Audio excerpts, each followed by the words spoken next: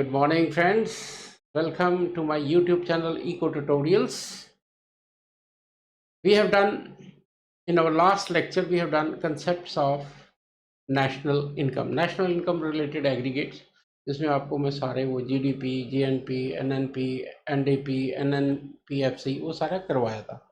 वो था basic concepts of national income, और वो जो कंसेप्ट्स हैं वो बेसिस होते हैं इन मेथड्स के. आज से जो मैं पोर्शन शुरू करने जा रहा हूँ, दिस इज फ्रेंड्स बहुत ज़्यादा इम्पोर्टेंट है आपके लिए. 6 लेक्चर्स होंगे. 3 मेथड्स हैं नेशनल इनकम के. इनकम मेथड, पहले उसकी थ्योरी करेंगे. सेकंड में उसकी हम न्यूमेरिकल्स करेंगे. Then we will be doing expenditure method, उसके न्यूमेरिकल्स. और थर्ड में हम करेंगे वैल्यू एडेड और आउटपुट मेथड और उसके numericals. So let us begin our lecture. Now listen, देखो बेटे, ध्यान से देखो कि नेशनल इनकम जो है इसके कैलकुलेट करने के 3 मेथड होते हैं. Income method, expenditure method and value added method. देखो, इनकम मेथड में हम ऐड करते हैं factor income to factors of production in an accounting year, जो कि आज का मेरा लेक्चर है, वो आपको डिटेल आएगी. देखो, इसमें एक चीज़ आपने याद रखनी कि जब भी मैं बात करता हूँ नेशनल इनकम की, I use the word in an accounting year, कि ये कैलकुलेशन 1 साल के लिए होती है. 1 साल कौन सा? 1 अप्रैल से लेके 31 मार्च, जिसे आप फाइनेंशियल ईयर भी कहते हैं. तो इसमें आप फैक्टर इनकम ऐड करते हो. This is sum of all the expenditures. कौन सा एक्सपेंडिचर इंक्लूड करना है, नहीं करना, ये आपको during my course of lectures, ये 3rd लेक्चर होगा इस पे, तो आपको पता चल जाएगा. इस पे बेस ये है कि इसमें एक्सपेंडिचर के बेस पे नेशनल इनकम काउंट की जाती है. और last method, that is value added method, इसमें आप कैलकुलेट करते हो on the basis of value added production के बेस पे. सो 3 बेसिस हैं: इनकम, एक्सपेंडिचर एंड प्रोडक्शन.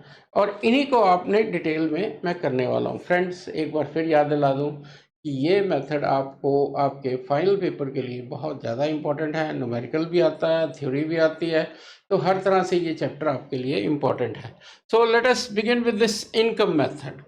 ना, इनकम मेथड, जैसे मैंने कहा कि this is sum of factor income accruing to factors of production in an accounting year.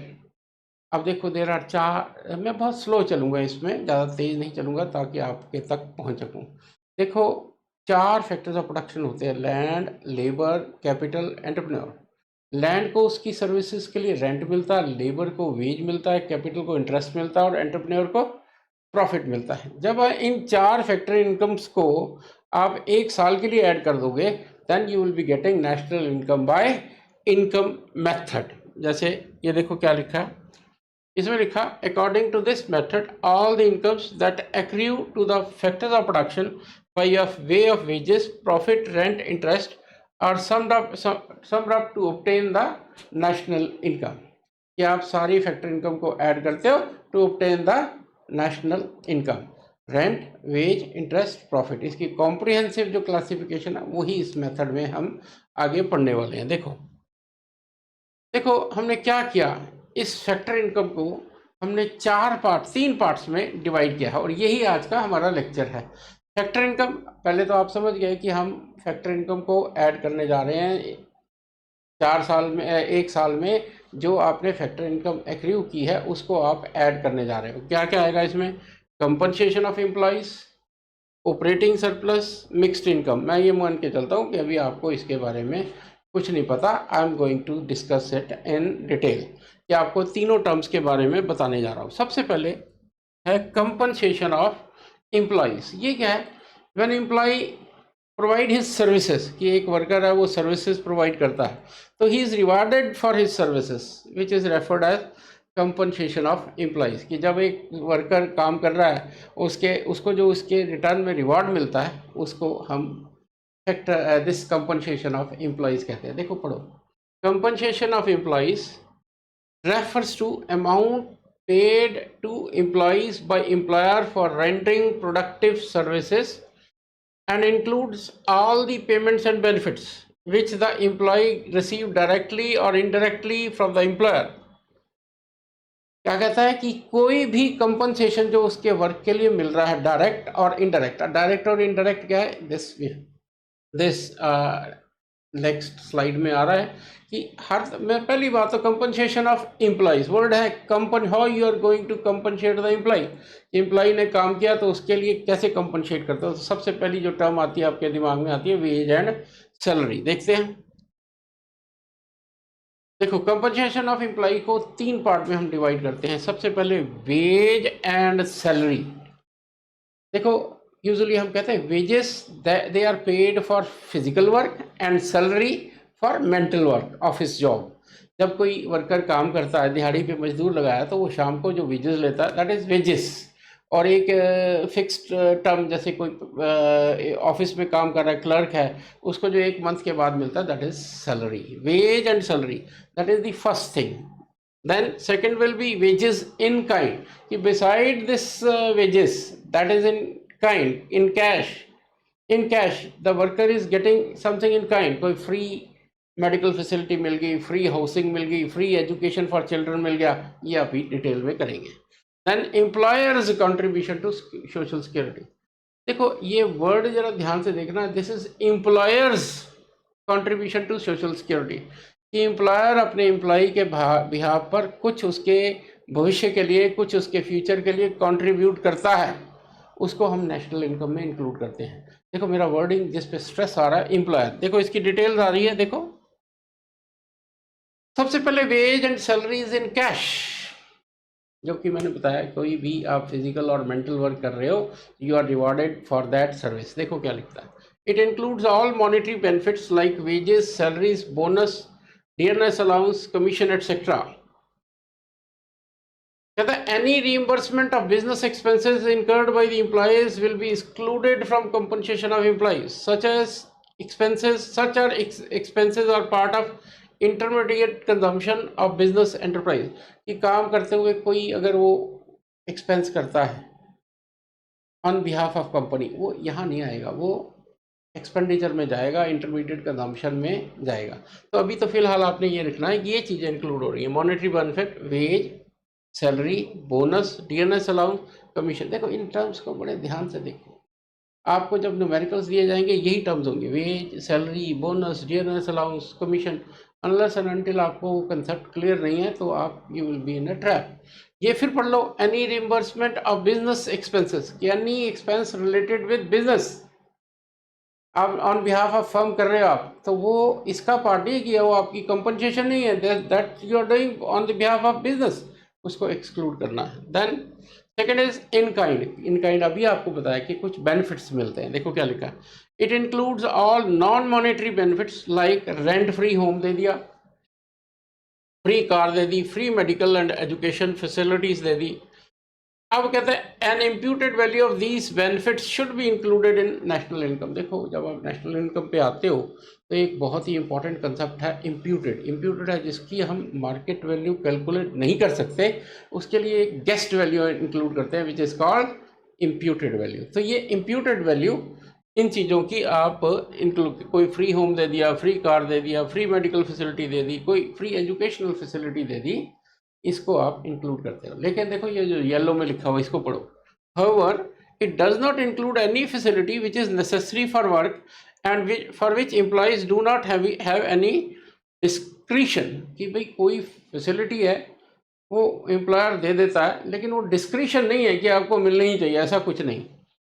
For example uniform आप पहन रहे हो तो वो यूनिफॉर्म इस इन काइंड का पार्ट नहीं होगा, दैट इज एक तरह से बिजनेस इंस्ट्रूमेंट है, बिजनेस के पार्ट आप काम कर रहे हो इसलिए मिल रहा है। तो ये चीज़ आपने ध्यान में रखनी है कि यूनिफॉर्म का एक्सपेंस है वो नहीं है। कोई free education, free rent, free housing, ये जो आपको दिया जा रहा है ये इसका पार्ट बन जाता है, बट नॉट कोई फ्री यूनिफॉर्म दे दिया या वहाँ कोई बैच लगाना है, कोई लोगो लगाना है, ये पार्ट ऑफ बिजनेस एक्सपेंस है, इसमें इंक्लूड नहीं होगा। Next, just hold on.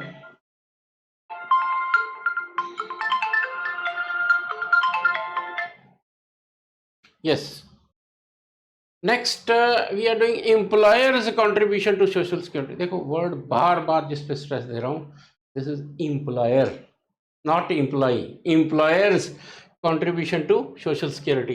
कहता है it includes contribution made by employer for social security of employees.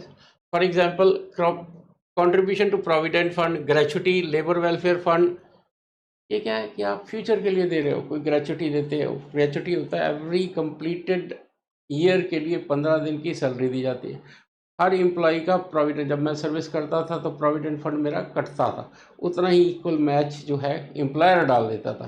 तो एम्प्लॉयर का जो पार्ट है वो है इसमें, ठीक है। Employer's contribution to social security, कोई देखो क्या दिया, कोई फंड दे दिया, प्रोविडेंट फंड, ग्रेजुटी, कोई लेबर वेलफेयर स्कीम है, कहता the aim of such contribution is to ensure safety and security of life of employees, ठीक है। लेकिन इसमें देखो, any contribution by third party से an insurance company to an employ is not part of compensation of employ. कोई आपको contribution अगर insurance company देती है तो वो कंपनसेशन ऑफ एम्प्लॉयज का पार्ट नहीं है। As the insurance company is not the employer of injured worker, any contribution by employees is not any contribution by employees is also not included, as such payments are made by employees for compensation of employees only. तो आपने ये याद है कि insurance company जो देती है वो इंक्लूड नहीं होता, सिंपल वर्ड्स में। इसके बाद ये हमारा पहला पार्ट हुआ, जो सबसे इंपॉर्टेंट पार्ट है इसमें वो है ऑपरेटिंग सरप्लस। सिंपल में इसको कह देते हैं रेंट, इंटरेस्ट, प्रॉफिट को ऐड कर दो, ऑपरेटिंग सरप्लस बन गया। नहीं, हम इसको कहते हैं this is divided from income from property and income from entrepreneurship. अब इनकम फ्रॉम प्रॉपर्टी क्या हुई, you are owning a property, that's why you are getting this reward. Rent, I own a building, I own a land, और उसको मैंने sublet किया हुआ इसलिए मेरे को रेंट मिलता है। देन इंटरेस्ट, आई ओन ए कैपिटल, और मैंने इस कैपिटल को यूज करने का राइट किसी को दिया है, इंटरेस्ट। रॉयल्टी, कोई बुक लिखी है, जब वो मार्केट में बिकती है तो उसमें से मेरे को सेल में से एक पार्ट एज रॉयल्टी मिलता है, that's again book is by property because that I have written it, so royalty. And turn income from entrepreneurship होता है कि आपने कोई बिजनेस लिया, कोई फैक्ट्री लगाई। Income, reward for risk taking, आपने कोई रिस्क लिया और इस रिस्क का रिवार्ड है प्रॉफिट। प्रॉफिट की डेफिनेशन क्या होता है, award for risk, you are starting a business, you are taking a risk, तो reward for your services is profit. तो फ्रेंड्स बड़े प्यार से सुनो, ऑपरेटिंग सरप्लस दो पार्ट में है, property income and entrepreneurship income. Property income में तीन पार्ट आ गए, रेंट, इंटरेस्ट, रॉयल्टी, और इसमें आ गए प्रॉफिट। अब इनकी डिटेल्स देखो।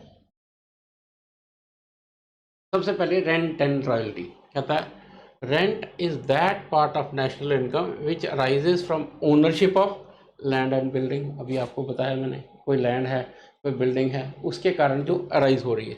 Rental income includes both actual और rent of let out land as well as imputed rent in rent of self occupied property. ये बहुत इंपॉर्टेंट है कि आपने कोई बिल्डिंग दी है तो वो तो सीधा रेंट आ रहा है, वो तो इंक्लूड है। लेकिन सपोज कर लो मैं अपने घर में ही रह रहा हूँ, कोई रेंट नहीं दे रहा, तो इसकी एक इम्प्यूटेड वैल्यू, गेस्ट रेंट की, अगर मेरे पास ये घर ना होता तो मैंने ये बाहर से लिया होता, तो इम्प्यूटेड रेंट आप इसमें इंक्लूड कर देते हो। इम्प्यूटेड का कंसेप्ट मैंने कहा इकोनॉमिक्स में बार बार आएगा, इसको ध्यान से देखो। फिर देखो, rent is that part of national income which arises from ownership of land and building.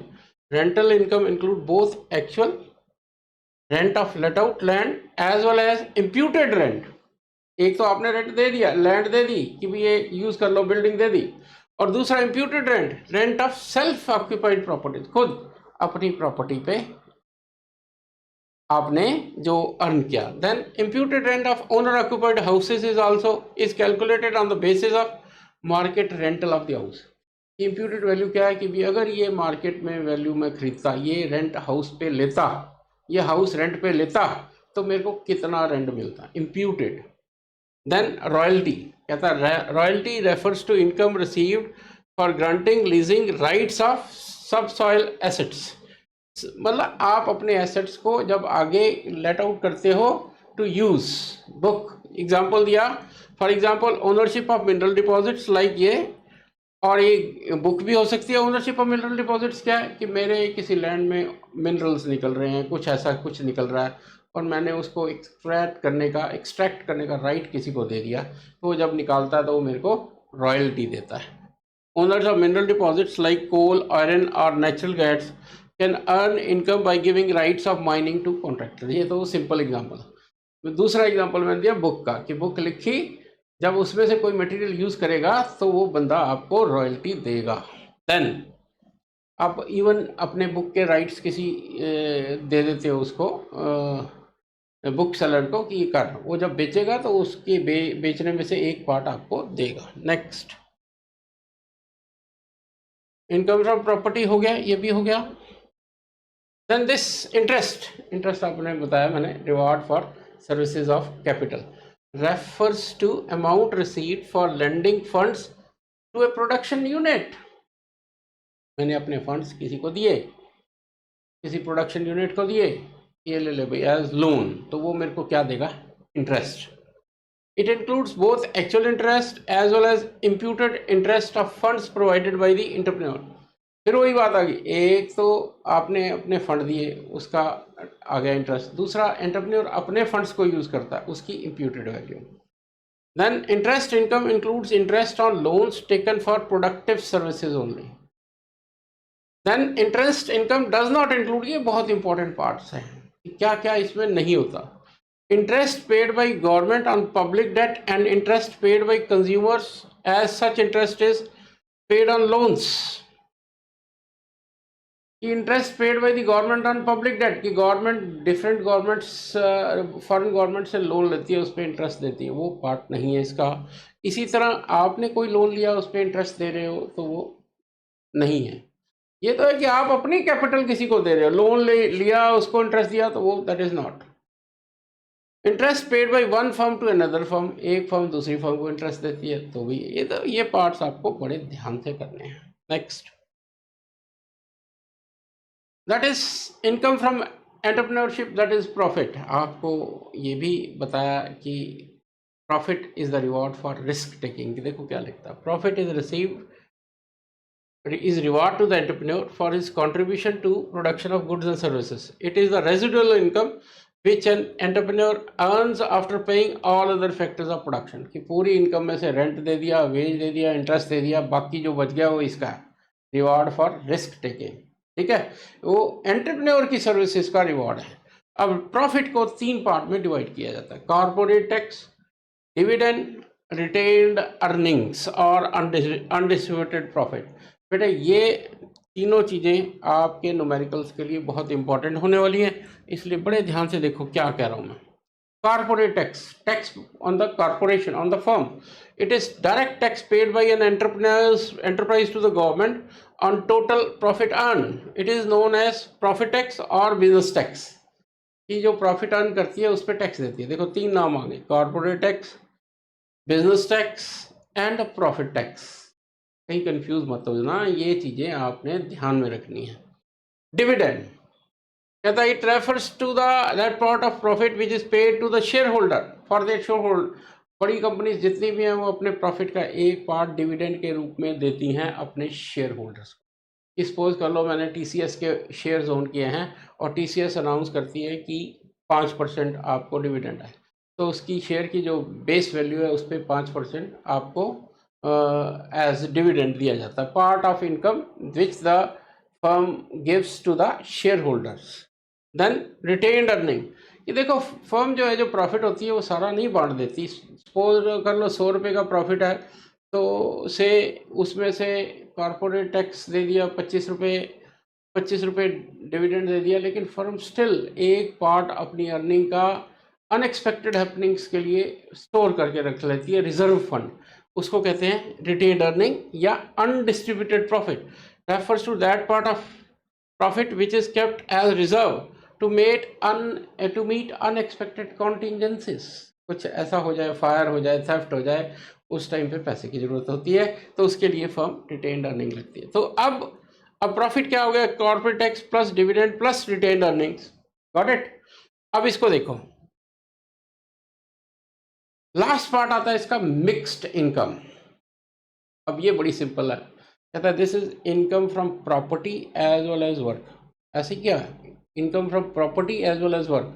Example इसका एक शॉपकीपर है, शॉप उसकी प्रॉपर्टी है, उस पर वो काम भी कर रहा है। Income from property as well as work, इसका दूसरा नाम है income from self employed, income of self employed, कि जो अपना काम करते हैं, वो जिस प्रॉपर्टी पे काम कर रहे हैं वो प्रॉपर्टी है, उसकी इनकम प्रॉपर्टी इनकम, और वो उस पर काम भी करते हैं, that is income of self employed. देखो क्या लिखा, miss income is the income from work and property, in other word it is income of self employed. Example, income of doctor running A clinic at his house, house में करता है या shop में अपनी करता है, शॉप उसकी property है, उस पर काम कर रहा है, ठीक है। देन अब देखो, इसके बाद हमने ये पूरा फार्मूला डिराइव किया। देखो इसमें फ्रेंड्स फार्मूला क्या, देखो ध्यान से, देखो ये फार्मूला NDP एट FC, ये मैंने आपको बताया था, इसका दूसरा नाम है डोमेस्टिक इनकम,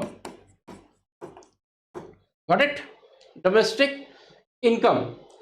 और अगर ये NNP एट FC होता, that is national income, national domestic product at factor cost, national net national product at factor cost and net domestic product at factor cost. Domestic product को domestic income कहते हैं और national product at factor cost को national income. Factor cost formula इसका simple बन गया, CE plus OS plus MY, ये CE plus OS plus MY। अब अगर CE को देखो, इसके 3 पार्ट हैं, वेज सैलरी, दूसरा इन काइंड, और तीसरा एम्प्लॉयर, बार बार स्ट्रेस है, एम्प्लॉयर्स कंट्रीब्यूशन। ये तीनों का हो सकता है अकेली यही टर्म पूछ ले, वो कंपोजिशन ऑफ एम्प्लॉयज, हो सकता है ये 3 टर्म्स आए, तो न्यूमेरिकल्स के लिए ये बहुत इंपॉर्टेंट। ऑपरेटिंग सरप्लस आपको बताया मैंने, ये 2 पार्ट्स में है, प्रॉपर्टी एंड एंटरप्रेन्योरशिप, ठीक है। प्रॉपर्टी में आपको बता दिया रेंट, इंटरेस्ट एंड रॉयल्टी, ठीक है, और एंटरप्रेन्योर को बता दिया प्रॉफिट। मिक्स्ड इनकम आपको बताई है, that is income of self employed. Friends देखो कुछ नहीं, आप ये जो मेरी प्रेजेंटेशन है, जो मेरी PPT है, इसको 5-6 बार देखो, एक बार ये बेस में बन जाए। अभी इसमें 2-4 पॉइंट्स हो रहे हैं, देखो वो भी करते हैं, यस, वो क्या है ये देखो, दैट इज प्रिकॉशंस, की नेशनल इनकम कैलकुलेट करते हुए इनकम मेथड, ये प्रिकॉशंस आपने लेनी है।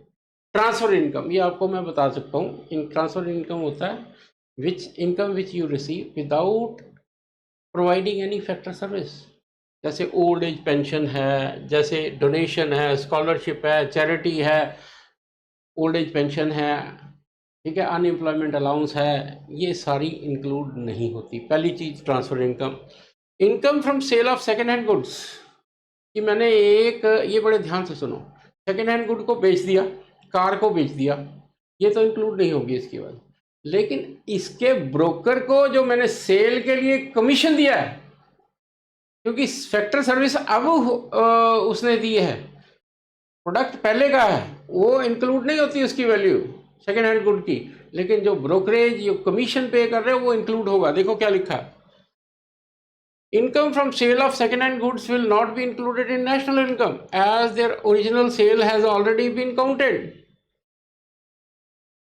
अगर इसको include, if they are included again it would lead to double counting. However, double counting detail में हम करने वाले हैं। हाउएवर, ब्रोकरेज और कमीशन रिसीव्ड बाय ब्रोकर्स और कमिश्नर्स और commission agents for sale of such goods will be included as it is an income received for rendering productive services, कि उन्होंने एक सर्विस प्रोवाइड की इसलिए।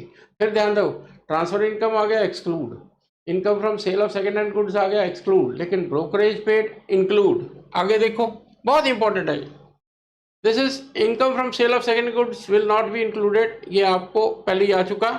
अब देखो, कहता है always provide capital gains. Capital gains refers to income from sale of second hand goods, say old car and financial assets like debentures etcetera. ये जो आप कैपिटल गेन करते हो, कोई ज़मीन बेच दी, जो कार बेच दी, कुछ बेच दिया, इसको इंक्लूड नहीं करना।